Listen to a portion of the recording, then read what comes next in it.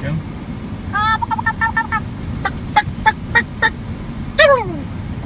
This is what they're going to hear later. Where are we going? We're going to the lemon farm. We'll go shoot some doves. Who's gonna shoot more, you or Coleman? Me. Probably Coleman. I shot more last time, so. Are y'all using your new blind? What Yeah, blind? there's a blind dove one. Not. Oh yeah, you're out in the middle of the field. That's for deer hunting, baby. Well, y'all got it set up in plenty of time. When does deer season start? It's already started. Rifle don't start until October. Where's that? Pitcher Mountain. There's a father-son hunt, early rifle. As long as you got a kid, you can tag along. The old man can bring a gun too. So I got my kid. He's in the back. Yeah. I might let him go hunting with me that day. You might be able to. Law says I just got to have him with me, so I can actually lock you in the truck. Well, you won't get anything with me not there. I won't get anything with you with me for sure, because you won't let me carry my gun no more. No. Well, you got that fancy gun, so I guess you got it there. What kind of guns do y'all have out there? 12 gauge, and that's a single shot 12 gauge, and this is Dad's. It's an over and under 12 gauge. I got that one for Yeah. Christmas. For this year, or Christmas or something, I want to get youth pump 20 gauge or Remington. I have a pump 20 gauge. It's in the safe. Is it a youth? So we were in a deer stand. We had just got up there. It was right out there, Foggy too, real foggy. and it's right beside a cow pasture, and we're in a field, and there's a tree, and I look behind us, and there's been like a bear seen here, and so I look behind us because I want to see a bear, and I'm like, there's a whole family of bears behind us, and there was a cow pasture, and 3 or 4 black cows walked out behind us. With all And the big I grizzlies. said, a whole family of bears, Dad, look. It was hilarious, and now he still makes jokes about me. Family. Here's where you put this. Look, there's the outhouse. That's not ours. It looks just like ours, Yeah, so except for ours is dark. Oh, he's up here.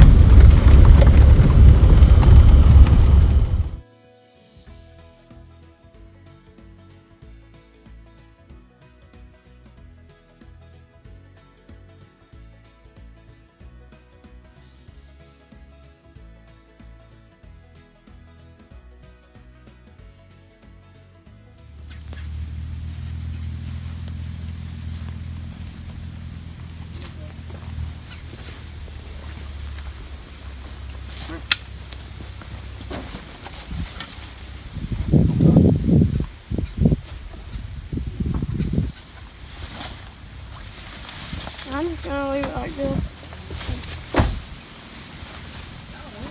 You want me to? Very windy.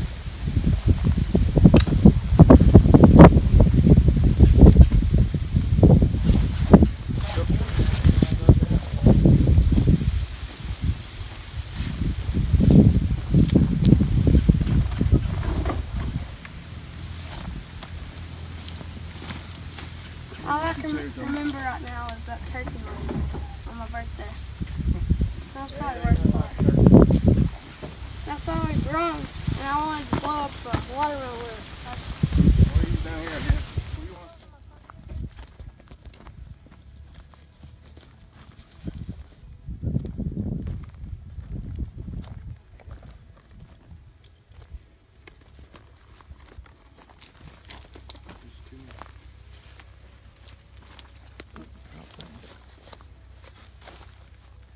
Thank you.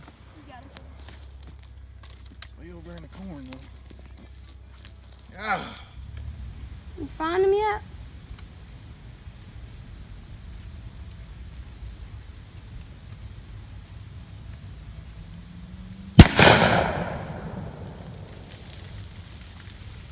hear that?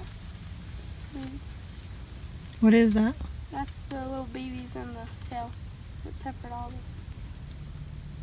Hey, y'all say something, someone's gonna get us. There we all at. Okay, we're over here.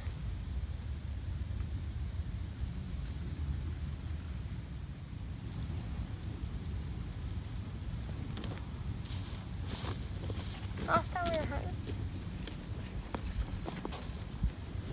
No. Last time we were hunting, it was in Taloga, and we were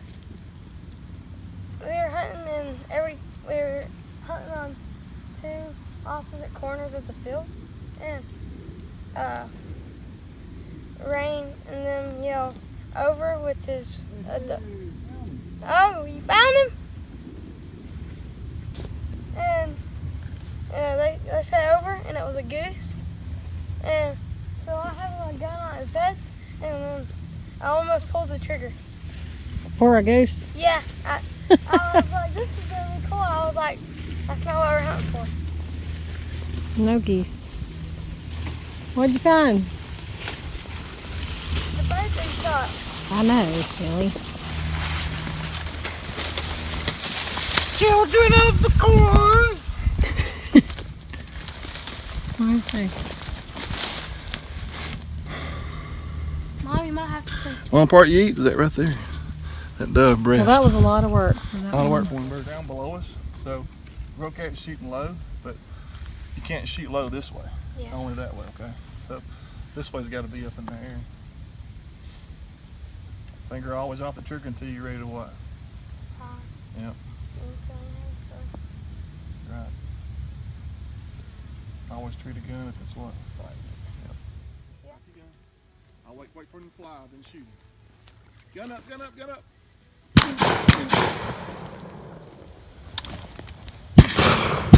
Oh, we got him. No.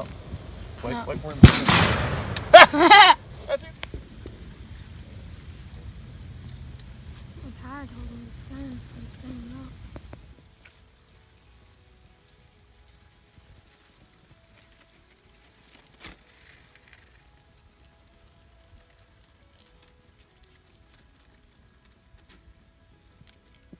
John, right in front of you.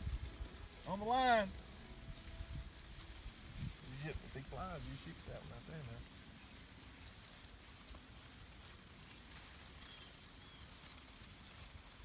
On the power line. There he comes, Cole. Get your gun up. Cock it. Cock it. Yep. Get on him. Wait, these two. No. Load up, he's circling.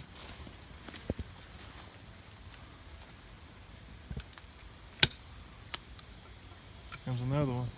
Flying over. He's coming behind us. No. He's coming this way. He's right here he is. I'll see. Turn, baby, turn. You shoot, I can see. He ain't turned, he's too far away right now. One other way. Where they at, Ryan? In all them cornfields everybody's picking. Where they at? When they pick this, they're gonna be in this one. There's one right across the street over there. He probably ain't too far from picking this, is he? Well, I mean, it's ready now, but he's got all them other fields he's got to do. He starts up there on the mountain on Pigeon. And all that land he's got up there on Alabama line. How many birds did you get? I got 3. Two more than got 2 or us. 3. He couldn't find that last one. Really? You smoked Yeah, the way it? it went down, it was still alive. It probably took off running. I thought you hit it good. That year we killed a bunch of birds, man. It was probably the best hunt I've ever had.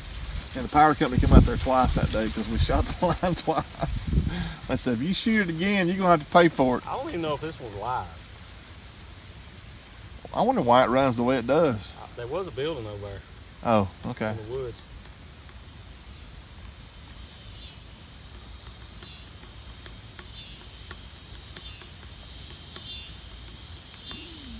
Little poopy. Got to see a few birds. What you do now, when they fly in there to the line, when they start fluttering like that, right before they land, you blow them away. John went all out with all his decoys. He did, didn't he? He's not even got them all out there.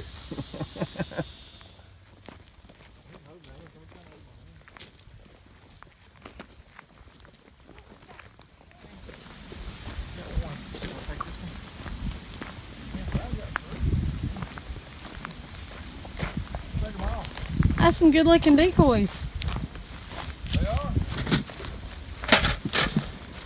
I can't have decoys. I'll shoot the That head one off. that came in right over here, Yeah. he was coming down to this one. Oh, really? One. I saw it. You gotta kind of stay in the corn and find you a hole to shoot through.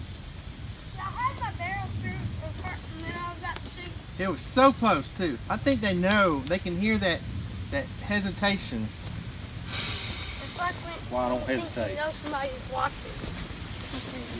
We were all watching. I'm just gonna bring her. Dad, can I just set my gun right here in case I see another one? Can I just leave my gun up right here?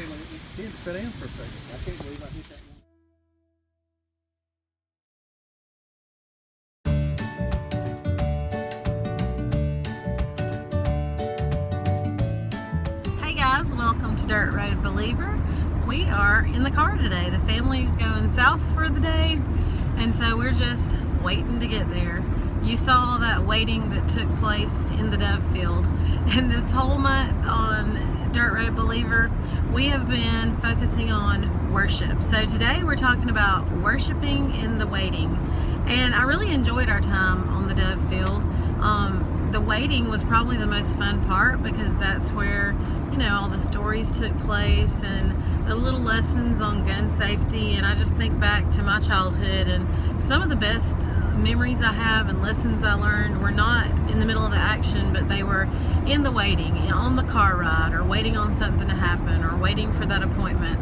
And I just think about, you know, the things that Coleman will remember from that day, and it was mostly happening in the waiting. And how many of you have kids and you're on the road, and when are we gonna get there? So that we'll hear that soon because we just got on the road. But I thought, you know, I'll just film in the waiting today, since that's what my devotional is about. I told my husband I could either learn to play the ukulele on the drive today, and this was his reaction. You have to drive your own car if you want to do that. So I decided to stay married and ride in the car with him, and he did agree to the devotional, but not the ukulele, so that'll have to wait for another day. No. No. What are the kids doing back here? The one in the way back is sound asleep. He's tired from his football game last night. Mac, say hey. Hi. And Coleman, they're, you know, same thing your kids do. They're on their electronics trying to stay entertained. All right, so let's talk about worshiping in the waiting. Nobody knew how to wait better than David. David was anointed to be king of Israel, and he waited 22 years to become king. So today we're looking at a passage in 1 Samuel 24, and this is one of the times that David could have rushed things and he could have made himself king a lot faster, but he chose to wait. And so I'm going to be reading, this is at the beginning of chapter 24, 1 Samuel, and you know, Saul is out to kill David many times because he's threatened by him, and he knows that he really is the rightful king. So it says, after Saul returned from pursuing the Philistines, he was told, David is in the desert of En-Gedi. So Saul took 3,000 chosen men from Israel and set out to look for David and his men near the crags of the wild goats. He came to the sheep pens along the way. A cave was there, and Saul went in to relieve himself. David and his men were far back in the cave. The men said, "This is the day the Lord spoke of when he said, I'll deliver the enemy into your hands and let you deal with him as you wish." David crept up unnoticed behind Saul. So even David's men are like, this is your moment. This is what God promised you. All you have to do is take his life and you can be king. But in verse 4, David did not kill Saul. He cut off a corner of his robe. And afterward, David was conscience-stricken for having cut off a corner of his robe. He said to the men, "The Lord forbid that I should do such a thing to my master, the Lord's anointed." So where David could have rushed things and could have become king that day, he waited. And I want to draw attention to verse 3 because it says he came to the sheep pens along the cave. So when Saul was entering the cave, David was looking at the sheep pen, and I have no doubt that he was reflecting back on when he was a shepherd and he was called out of the field to be anointed as king of Israel. And so it's in the waiting that it can be really hard to worship. What are you in the waiting for right now? Are you waiting for a job? Are you waiting for a promotion? Maybe you're waiting to have a baby. Maybe you're waiting for your spouse to come along and get married. Are you waiting for healing or breakthrough or possibly a situation in your life to play out? It's in the waiting that God is growing us. He's teaching us, and growing patience can be a really, really difficult thing. But think back to David right there. David wasn't willing to rush things because he knew the promise of God. He knew God's word over his life, and he was willing to wait for it in God's timing to become king. And he did. He did have to wait 22 years. And I don't know how long you've had to wait, but trust that God is working all things out for your good. His word tells us that. And I just think one of the best places that we can get hope and encouragement from is in the Psalms.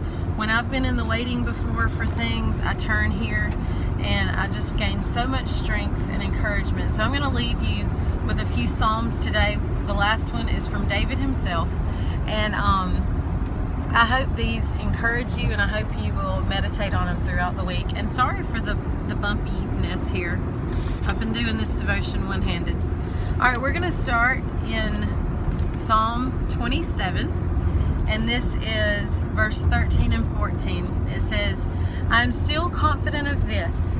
I will see the goodness of the Lord in the land of the living. Wait for the Lord. Be strong and take heart, and wait for the Lord." Next, we're going to turn to Psalm 130, and these are the words of David. It says, "I wait for the Lord, my soul waits. My soul waits for the Lord, and in his word I put my hope. My soul waits for the Lord more than a watchman waits for the morning, more than watchmen wait for the morning." So it's in the waiting that we put our hope in his word. His word doesn't change. It stays the same forever. So we trust in the scripture. If God's spoken a word over you, it is absolutely true, and that promise will happen. So God's promises are so worth the wait. And just like in the car with our kids or on the dove field, we learn, we grow, and we get closer to our God in the waiting. So I hope you have a wonderful day. Is there anybody that wants to close us out today? Anyone? Until next time. Take the dirt road, believer. He forgot, slow down. Do it again. No. Have a great day.